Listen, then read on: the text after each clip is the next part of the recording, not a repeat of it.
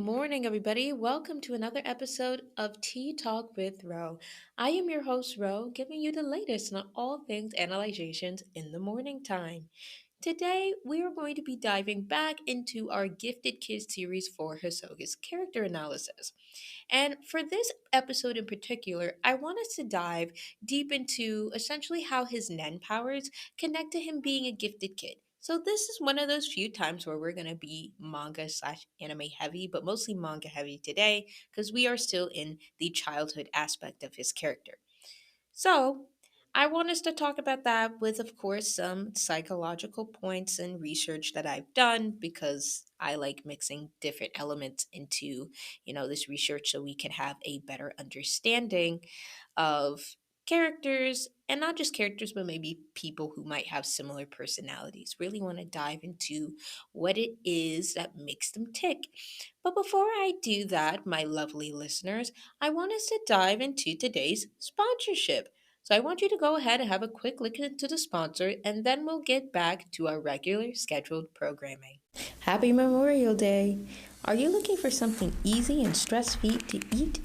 Well, with Factor's delicious ready-to-eat meals, every fresh, never frozen meal is chef-crafted, dietitian approved, and ready to eat in just 2 minutes. Choose from a weekly menu of 35 options, including popular options like Calorie Smart, Keto, Protein Plus, or Vegan, and veggies. Also, discover more than 60 add-ons every week, like breakfast, on the go, lunch, snacks, and beverages to help you stay fulfilled, fueled, and feeling good all day. I mean, what are you waiting for? Get something today and fuel up your goals for the whole entire Memorial weekend. Access more information, click on the link in the description. Welcome back to our regularly scheduled programming, everybody. Let's get into today's episode, shall we? The first thing that I want to talk about is the criteria to qualify as a gifted kid. So, last time we talked about what the psychological consequences of a gifted kid is. Now, today, I'm going to first talk about what does it take to be a gifted kid? What does that even mean in the technical sense? So, let us go into each and every criteria to qualify as a gifted kid to begin with. Number one is that child has to have a high performance on an intelligence test. Now, this can definitely vary, but for the most part, it could go from something like the SATs, IQ test, pretty much anything that qualifies a quantitative amount for your intelligence, which is being debated if that even counts up to this day. But for right now, that is the particular criteria. So, a high performance on an intelligence test. And then you have number two, which is high performance on a test of academic skills. So, again, this can mix between the two. Sometimes it is a blend of both. But again, academic skills can be a high performance for a specific, like standardized test. So this can range from, if you live in North Carolina, I'm pretty sure it's called the EOGs. Um, or again, like I said, the SATs, you have ACT, you have just different amount of standardized testing, specifically in the US, that could also determine um, high performance and therefore can qualify your child as a gifted kid. So having that is also part of the list. You also have close alignment to a series of characteristics and behaviors of the gifted. So, we're going to get into that in a minute. But what that basically means is that you have other skills or other criteria that can also attribute to you being a gifted child. So, even if, for example, and again, this is mostly a class thing, right? Because not everybody can afford going to and fro to like different tutors and like pretty much ask like uh people to pay because you do have to pay for some standard tests. I remember like back when I was doing like AP classes, I had to pay for certain tests, which just shows you the inequality of education, like right from the start. Like that's probably the first sign that recognizes that not everybody can access, certain education standards, which I feel is just very unfair. But nonetheless, um, there are three P's to gifted identification, which pretty much is the other requirements if testing is not accessible to you for whatever the reason is. And again, in the last podcast episode that we discussed about poverty, we talked about the many challenges that may come from maybe not being able to access it, or even if you can't access it because of the noise pollution that might come from those heavily impoverished and urbanized areas. It might be very difficult to study, right? Of course, there's libraries and stuff that does exist, but to go to and fro and to be able to afford traveling from a certain area to your home might also be incredibly difficult for the impoverished. Um, but I think as far as like Hisoka goes, like once he was able to have like more access to things, when he was within the entertainment field, they probably did a performance test involving intelligence and academic skill of some kind. Considering that you do have to basically be required to have an education of some kind if you're working within entertainment. So, again, like those onset tutors probably had that as a requirement. So, it was accessed later on, and from then on, there probably found out that he was gifted academically through that, um, which we will talk more about in the second analysis portion. So, this is part one of the education series, and in part two of the education series. So, like after the tea talk, we will pretty much go into like the onset tutoring and the Pacific general education that Hisoka had. But for right now, let's talk about the three P's. So basically, anything either within or outside academic testing. So number one is diving into the potential, which is measured on an IQ test and then administered either individually or as a group. So the second P is personality, which is measured by using a characteristic behavior scale intended for gifted kids. So again, this might be outside of just academia. There are certain other traits that, these testers tend to look for to basically say that a child is gifted in some form and fashion. Then you have performance, which is measured from results on a state test of academic performance or just a report card in general. So it can definitely vary. Now we're going to pretty much get into the five areas of gifted identification. So again, this is pretty much either within or outside of just academic testing alone. There are certain other things to basically attribute to a child being gifted as well. And these are some of the things to look for in Hisoga's character. So number one is general intellectual ability. So these are the following things that we're going to look for when we are reading the manga, the pre-canon manga together. General intellectual abilities, number one. And this is typically determined by an IQ test. The following areas usually are assessed: verbal, mathematics less quantitative, and spatial. These are the three things that we're going to look for. Now, technically speaking, we don't have an IQ score, but depending on how good you are with this kind of testing, I don't really like using IQ. I think, and years later, there's research that basically is stating that the IQ test is not really a full way of measuring someone's intelligence to begin with. And I don't know if that basically means they're going to come up with a better test than the IQ, considering it's as outdated as the BMI and other things that, in the past might have measured something, but years later we find out it's not all that accurate. So for right now, we have the IQ until they come up with something better. But number two, you have creative thinking. So this is the second one before we dive into anything else. We have creative thinking. So this is typically determined by observation, and some of the characteristics are addressed. So, some of these characteristics that are going to be addressed are behavior based. So, this is heavily based on behavior alone. You don't need an academic test to measure out this one. So, we have an affinity for creative problem solving. You then have the desire to be different. And then you have the strong and sophisticated sense of humor.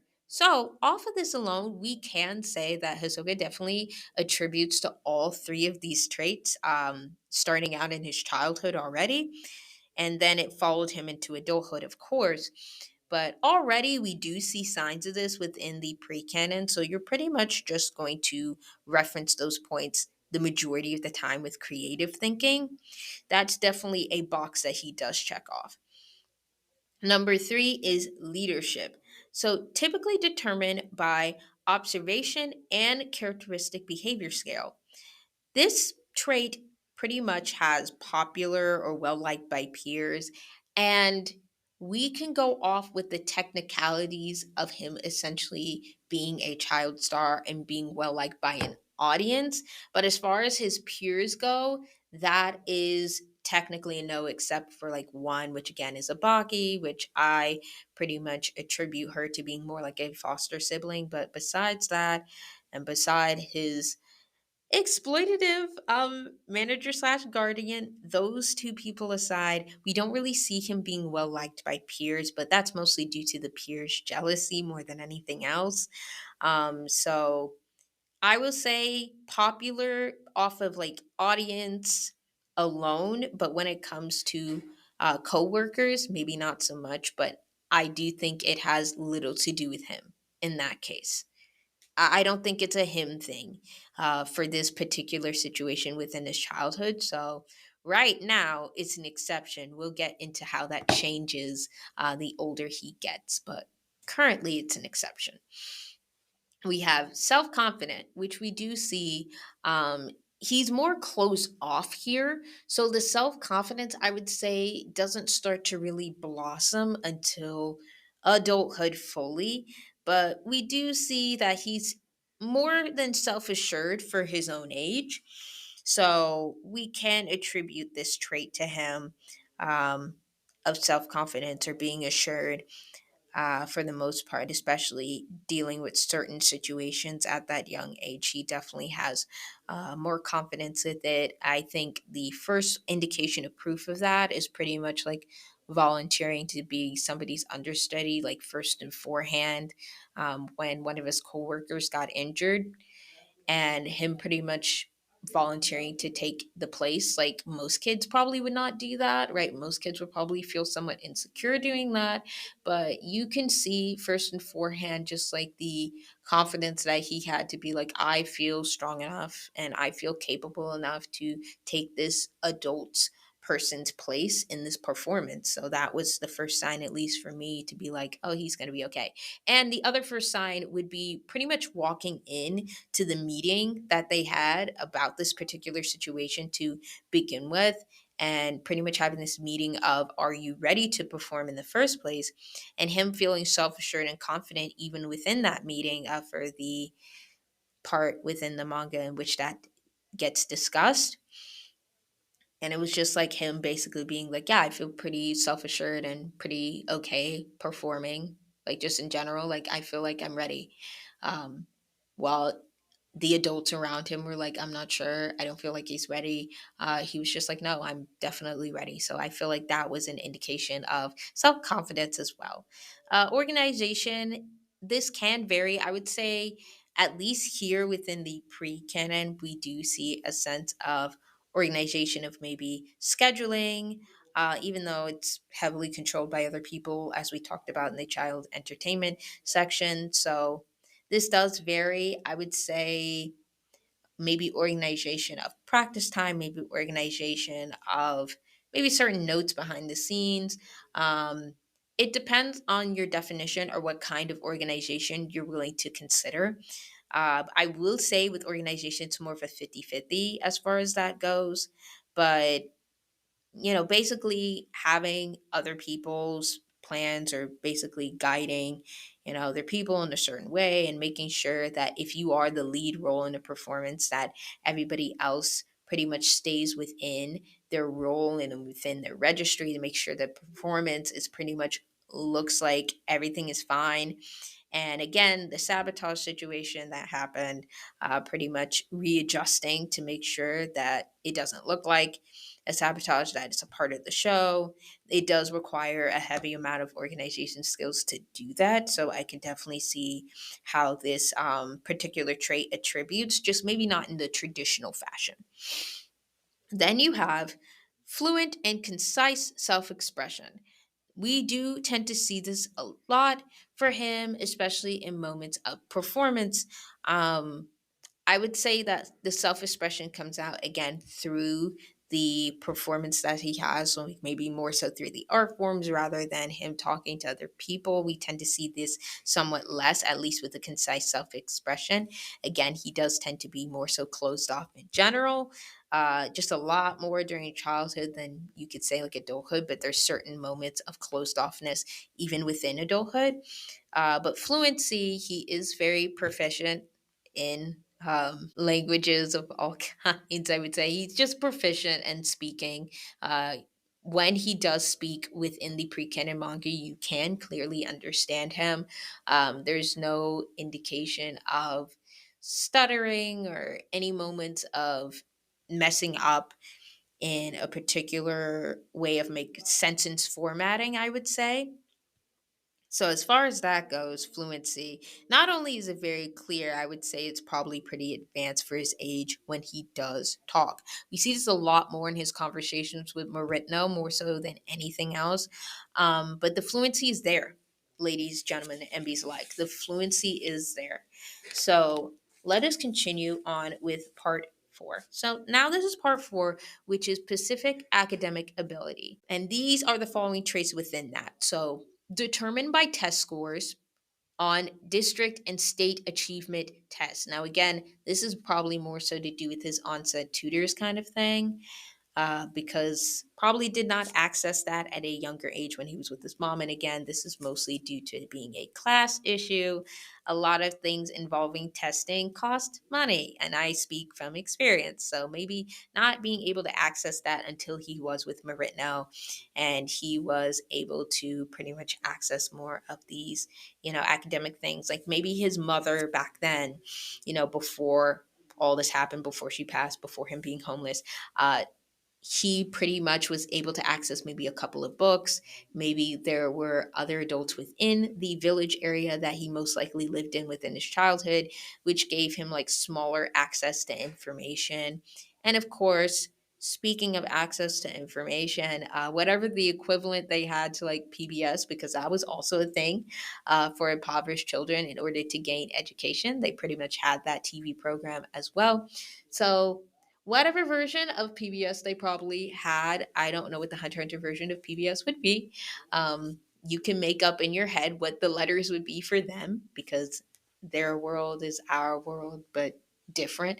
So there was probably access to that as well to basically have like certain educational pieces that maybe like the adults couldn't fill in, and that was the best that he could do using all the research and resources that was able to be accessed for him. But again, being impoverished means that even with all of this, it's probably still not enough, right? Like going to the libraries, having PBS, having like maybe books from other adults, probably not enough.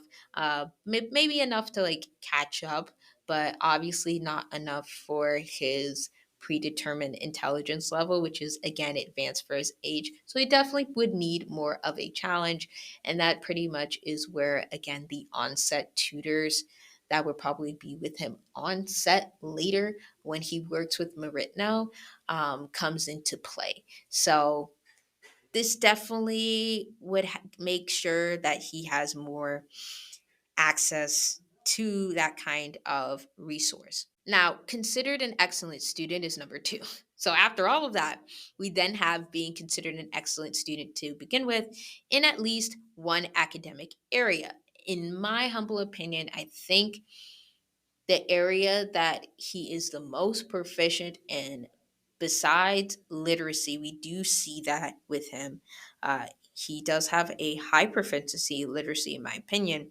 But besides the high proficiency in literacy, there is a heavy amount of skills within mathematics. So, literacy, mathematics, and if you want to use scientific knowledge as well, but mathematics and science tends to mix most of the time, especially the type of science that I think he's proficient in, which is more so the lines of physics.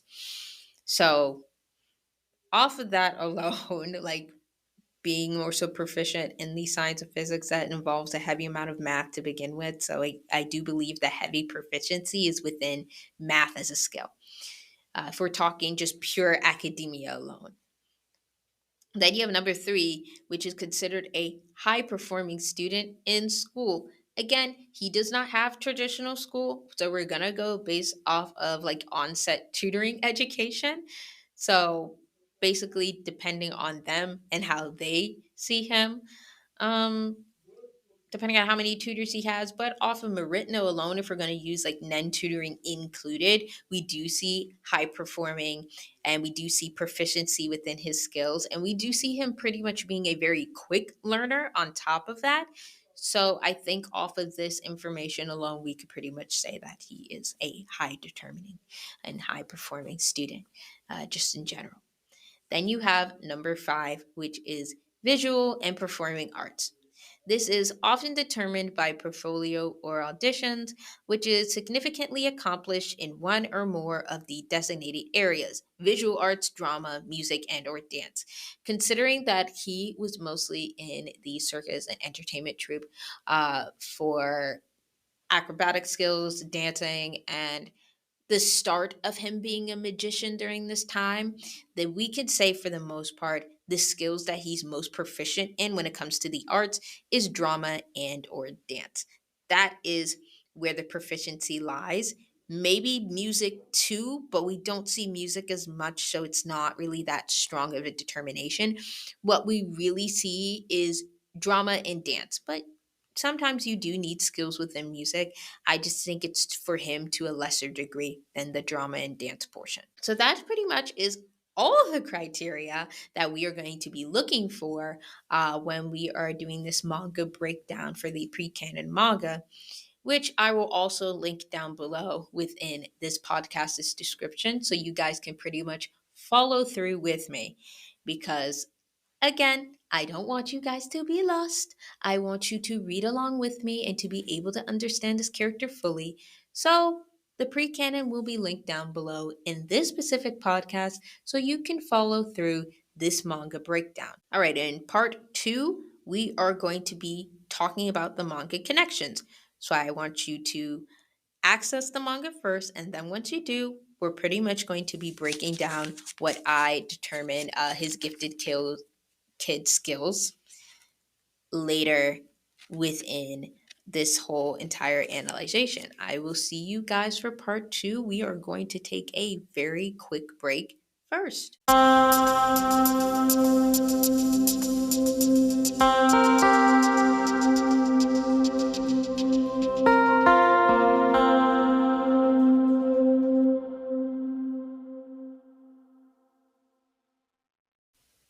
Hello, everybody. Welcome back. Now let's get into manga connections, which is part two. I want us to first turn to page 14. In this page, he has shown some indication of mathematical intelligence with the knowledge of card tricks and games, which require a high amount of probability. This to me determines that the first part, which is general intellectual ability, has been fulfilled. And I want us to go back to this because whenever we think of card games like poker, for example, the skills that you would probably need to win is a high amount in probability and statistics to determine the numbers and stats and requirements that goes into winning this card game. You pretty much need probability, statistics, and basic arithmetic skills to recognize the pattern. Therefore, it's easier to win using that recognition of the pattern involving numbers, which again is something that we also talked about previously with a high recognition of patterns back in the earlier Gifted Kid episode. So, all of that pretty much makes it easier for somebody like this to win a card game. Has nothing, very little to do with cheating. It's like you don't need to cheat if you're really good with probability. Now, This ultimately goes to, again, general intellectual ability for the gifted kid identification. And the specific skill required to do this would be mathematical and quantitative to that degree.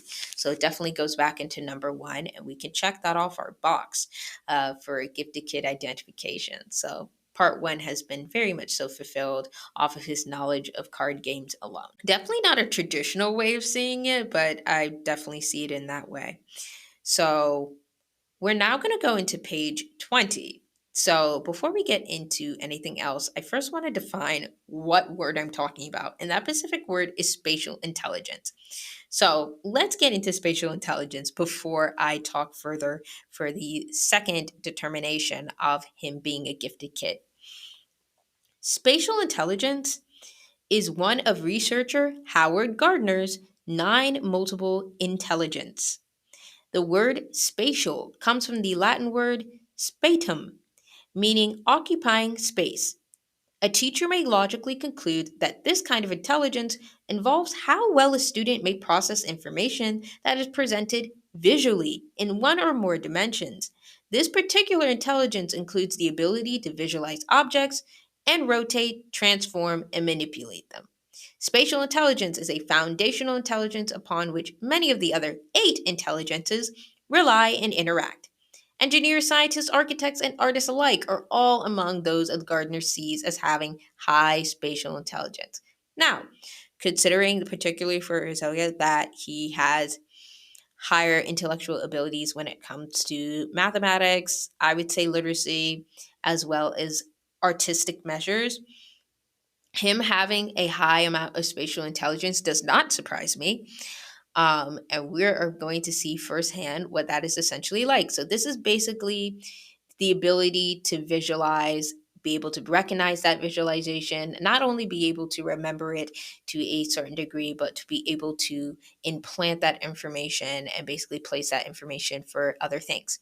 So, first time I saw this was he showed indications to spatial intelligence as he can remember completely the visual scenes of Kishida's act. That was the first indication for me that this kid's got a high amount of spatial intelligence because not only could he remember the full thing back to back, so like photogenic memory, impeccable, right?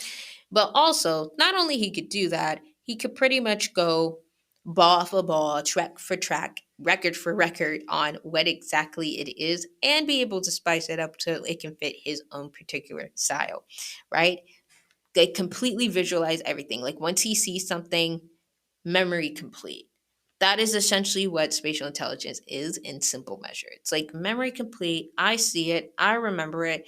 I can basically reference this information and use it to my own, degree, but I remember this point of reference back to back. That is me, that is my mind, and that is spatial intelligence for Hisoka's character.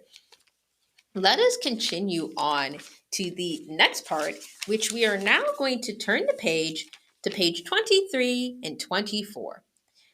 This is another indication of spatial intelligence. So, what happens here in 23 and 24 is spatial intelligence as well as creative thinking is pretty much brought into the picture. And this was shown when he quickly read another performer's actions to adapt a performance to specifically perform injury. So this is the one time where I talked about where like one of the adult performers were trying to sabotage the performance, which I deemed and many other people would deem as inappropriate. But again, saved by the bell kind of thing, pretty much. Acting as if like that mistake was a part of the show. So pretty much switching and adapting his behavior very quickly to prevent that sabotage event from happening. That required a lot of quick thinking, first and foremost, as well as spatial intelligence of remembering how the performance is supposed to be. And the creative thinking is the improvisation that came along with that. So, see how, again, going back to having spatial intelligence. So, having that visualization, having that memorization in mind, and the creative thinking goes into the improvisation that goes into pretty much correcting whatever mistakes may come along this way, the mistake being intentional sabotage, of course. Pretty much having those skills blended in so that the performance looks as if there was nothing wrong. We know as an audience reading this book that one of the adults were trying to sabotage the performance. But the audience within his show doesn't know that because it looks like everything went off without a hitch. Looks like everything was perfect. And luckily, no injuries were involved because, again, his quick thinking and improvisation skills that added on the spatial intelligence to pretty much remember what exactly the act is supposed to look like to start with. And that was all on page 23 and 24, where it was like, wow, you know, another indication of him being a gifted kid. Look at that. Now we're going to turn to page to 25. And we're going to see signs of spatial intelligence once again. Like I said before, high amount of spatial intelligence. Do not be surprised by this. And this indication of spatial intelligence was seen with Meritno, so his guardian, teacher, manager. You get the gist. And it was pretty much Meritno noticing his innate senses and observation ability, which again pretty much goes back into spatial intelligence and what that entirely means. Which, yes, it would require a high amount of innate senses and observation ability. That's pretty much what that intellect goes back into. And having that heavy skills to begin with, Meritno pretty much said, like, yeah, I too can see the fact that we are dealing with a very gifted kid off of this indication alone. Especially when it comes to sensing Nen aura, which is also in page 25. Of course it is. But we go into Nen aura as well. So pretty much him being able to sense that, and not only be able to sense that, but pretty much observe very slowly, mind you, because this is his first time putting a name to it. Because I think, and this is my personal theory, right? It's not really much of a theory. You could pretty much determine this as a fact to a certain degree. Again, I talked about somewhat earlier in my conversations about Hisoka's mom, which we will still dive deep into, and we'll have another episode talking about her. But when he was under his mother's wings, pretty much he might have had earlier training with Nen, but before she passed, pretty much he can recognize to a certain degree what it is, but cannot put a name to it. So with Meritno, he pretty much put a name to the skills and to the things that he was sensing, right? So he sensed this power. He sensed essentially this feeling that comes with Nen, but he didn't put a name to it because that did not happen for him yet. So again, with his mother, she might have taught him like the very basics, but no name yet. Just essentially showed what the skill is, but he can't recognize it by name. Like that's the only difference. It's like can't recognize it by name. So that's where Meritno comes in, where it was pretty much, oh, you already know what this is, but there's no name recognition. So I'm pretty much giving a name to the stuff that you pretty much can recognize beforehand. And the fact that he could pretty much remember back in his early childhood what that probably is and how to access that kind of Nen just shows for me like spatial intelligence from there at that point in his life on page 25. We also see this in page 26. And this is when Hisoka notices Meritno's Nen. So again, going back to that, pretty much recognizing Nen, but not having a name to it because he didn't learn the name to it yet. But he could pretty much recognize what it is. And this is probably off of earlier memories with his mom. At least that's my theory. So the next thing that we're going to get into is learning Ten and Ren, which goes back to Nen. Again, so he learns Ten and Ren, which quickly shows signs of both spatial intelligence and creative thinking, because for both of those specific things, 10, which is the focus on the mind and reflection and determines the general self. Pretty much what 10 is you are focusing on your mind and you're reflecting on the self for this particular power. All of these powers can also indicate like points of chakras as well. There is references to that particular kind of uh, philosophical slash spiritual study. So if you feel like, oh wow, this goes back into like chakras, it's like I'm pretty sure that was a point of reference for Tagashi as well. So I'm not really surprised by that. Then you have Ren, which goes into temper, ten meaning point, and then Ren meaning temper. And this is intensifying the will. So pretty much what is going on with 10 and Ren is 10 is first, and you're focusing on your mind. You're reflecting upon what it is. So it's like manifestation, right? You're kind of focusing on like what it is that you want your powers to do. And then the Ren part is intensifying that will. So, pretty much intensifying what it is that you want your powers to do. And then you release said will. 10, Ren. They connect together because one is pretty much focusing in on what it is that you want, on what it is that you are reflecting for yourself.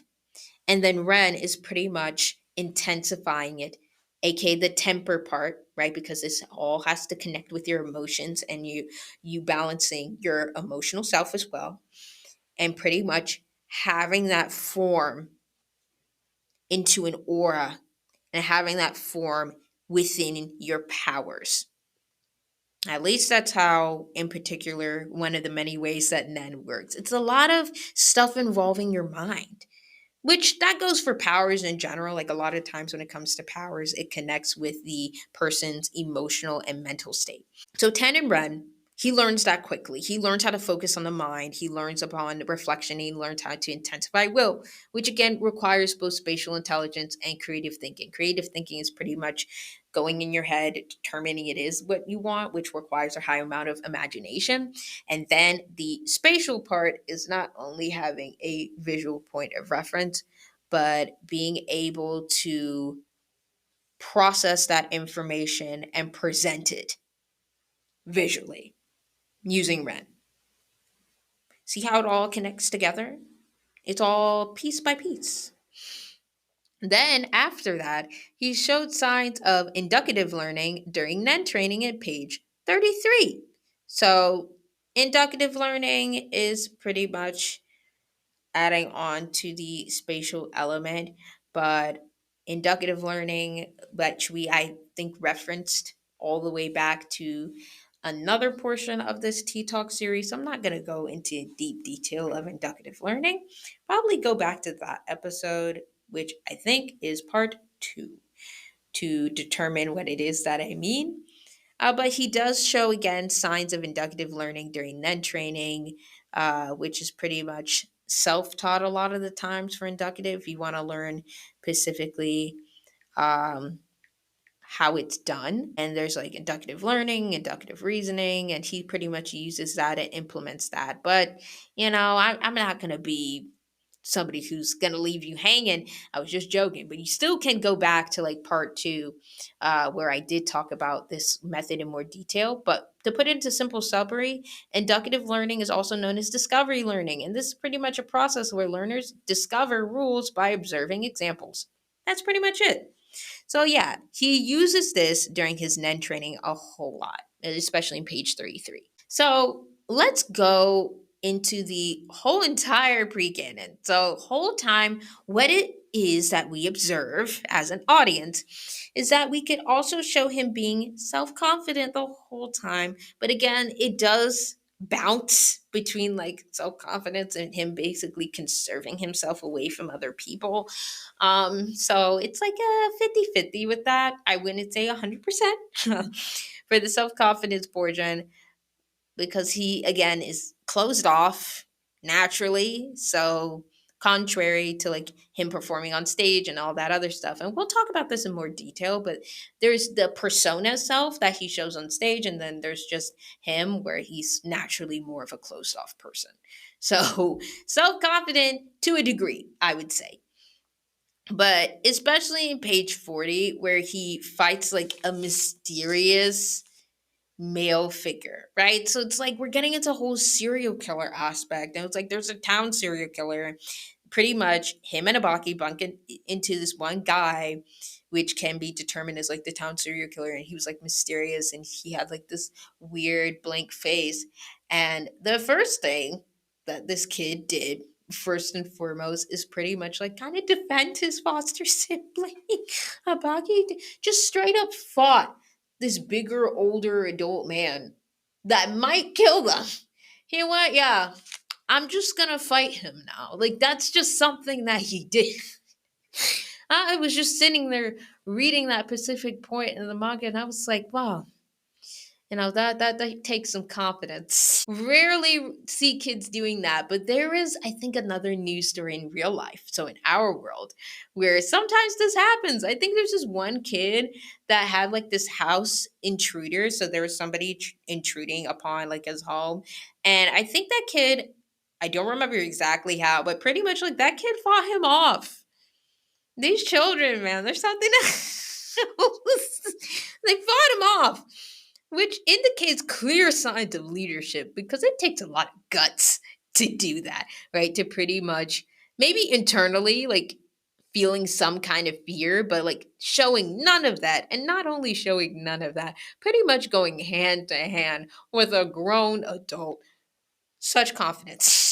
Such confidence from, these kiddos, but especially for Ahsoka during that point in time where he was fighting this adult man. He won. I think he pretty much scared him off during that time, which I mean, my goodness. Um, yeah, but he won that battle shockingly. This small kid won this battle against like this adult man who might be the town's serial killer. And like the build of this puppet like man, because we'll talk about how it's puppet like in a minute, but the build of this puppet like man, it's like this is no small skinny man. Like this was a big muscular figure that had like this blank face. It was in a suit. I'm talking, he was bulky. And this kid was like, I'm going to use the Nen abilities that I have, which may not be advanced enough, mind you. Like, again, still a child. And I was like, yeah, like this could work. I don't know what it is about that particular part, but clearly had no fear and just fought this grown man off and won. I, I knew at that point on forward the skills of leadership was there. And like Abaki was right there beside him, right? Like the first thought, and I think me and Abaki were in the same headspace during that time, is to run. But instead of running, here comes like this baby kid version of Ahsoka going, yeah, I could fight this adult man off. Guys, ladies, gentlemen, enemies alike. I was shocked at that episode, at that particular moment in the pre-canon. It just made me go, I wish this was animated. I wish this whole entire pre-canon, I wish it was animated. Because I want other people to see what I saw. I just want everyone to see what I saw. Like it's kind of funny. Let's keep going. Then we have shown signs of pleasure in intellectual activity. So after all of that happening for that one scene, oh my gosh, we now have shown signs of pleasure in intellectual activity and being an excellent student by practicing his Nen during his free time in page 43. So again, this shows like him being more of a self-taught learner, and a lot of gifted kids are more independent and self-taught when it comes to their learning, so they don't depend on just teachers alone, right? A lot of times they'll do self-studies and they're heavily disciplined within those self-studies. So this also shows clear signs of the pleasure of intellectual activity, which is something that we talked about in the last podcast episode. And again, you could also say that this pretty much is a strong indication of number one, which is general intellectual ability. And you could say Pacific academic ability as well. So it goes to 1 and 4 if we're looking at the Pacific determination test. And then along with that, so after page 43, we're not going to go to page 46. We now show signs of a strong and sophisticated sense of humor, and verbal proficiency was shown again, the most with his conversations with Marino. So he was having a conversation with Marino starting at page 46. And this conversation, again, eventually does reveal like Marino to be behind like all of the town's murders and stuff. Like he eventually finds that out. But we first have a casual conversation with Marino, right? Like teacher student, that kind of conversation, and you see like a bounce back. I'm not going to like say exactly it is what they said, but throughout this whole conversation, to bounce back like different ideas, somewhat philosophical to a certain degree, again, that would require a high amount of sophistication of not only humor but just verbal proficiency that he showed signs of all within that conversation with Marino before he got to like battling Marino too. Something about him scrapping with adults, man, just leaves me, I don't know. We then have spatial intelligence is apparent in page 47 to 50, so please turn to that page. So, spatial intelligence is apparent with his creative problem solving when Hisoka specifically starts connecting the dots that, again, Marino is the town serial killer. So, continuing on, like I said before, he then determines within his conversation with Marino later on that he's the town serial killer. This is the man that's doing it. He is not only a part of the crime, he is the crime in question. This man done did it. On some Scooby Doo shit, being like, who is the person behind all, the chaos and all of this other stuff? You pull the mask and it's like, it's him. It was him the whole time. My goodness. I tell you, she was insane. I was like, oh my God, what the fuck? When I read that for the first time. And again, I think having these kind of shocking moments within childhood probably did change Hisoga's mind to a certain degree. I'm laughing, but not because it's funny. It's because it's shocking. I'm like, oh my goodness. Yeah, I would definitely change my trust in people if come to find out, like my teacher slash guardian was the town serial killer. I would also never be the same when it comes to trusting other people. Because it's like, what are we talking about? What are we talking about? Oh my God. Turn to page 57, ladies, gentlemen, and peace alike. Now we're going to see that he also has clear signs of critical thinking and a keen sense of observation and problem solving when he finds out that Marino's powers are made from a magnetic force. So, this also goes back into number one, which is general intellectual ability, again, involving mathematic and quantitative to a scientific degree. So now on some cyber chase shit, like really using the skills that we learned from cyber chase, showing that outer space. No, I'm serious. It's like going back to that point in cyber chase, being like, guys, we figured out the mystery, and the mystery is it was using some kind of magnetic force. I was like, what is this? Am I watching PBS? I need this animated for my sake.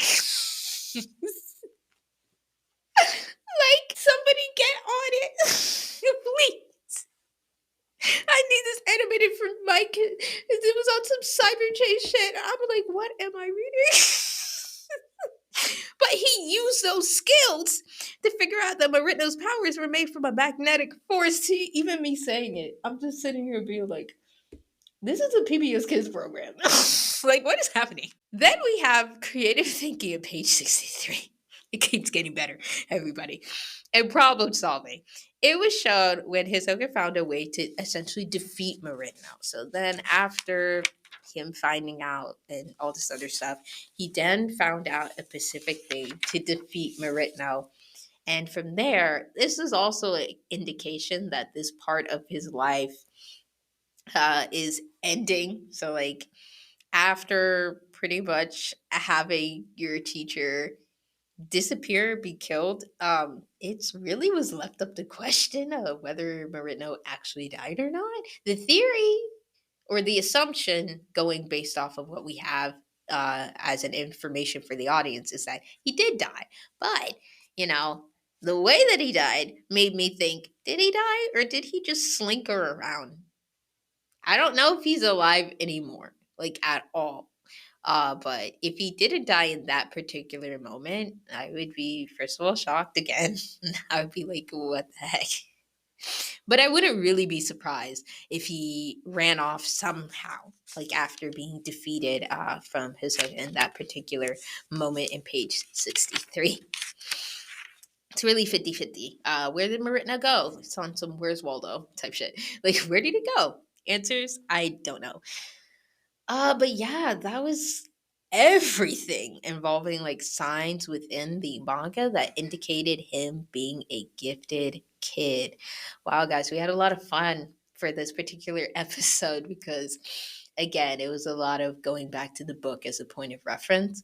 So now, part four, when you get back to part four, which is the next episode, and it's going to be our last, guys. It's kind of not ready to end this tea talk, but we gotta, because we gotta move on to the general education part for Hisoka. Like, what did that even look like being educated on set? I keep referencing it, but it's like, what does that even mean?